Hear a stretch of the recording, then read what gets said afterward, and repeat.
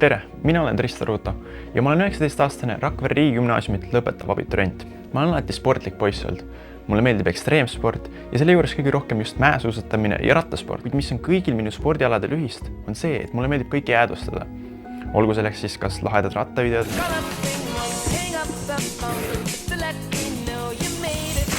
või hoopis reisivlogid ning tükk aega ma ei mõelnudki sellest midagi väga palju.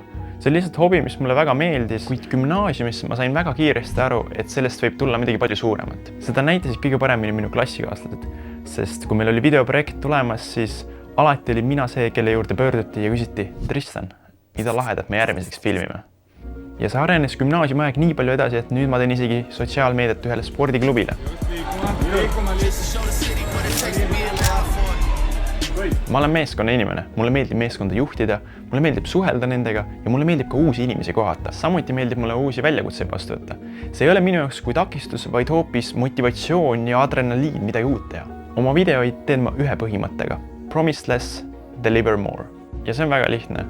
Ma ei taha olla see, kes ainult räägib. Ma tahan olla see, kes päriselt ka teeb ja oodatust rohkem. Lisaks ma teen oma iga projekti nii, et see oleks parem kui eelmine. Võib-olla see ongi see mõtteviis, mis arendab mind kõige rohkem.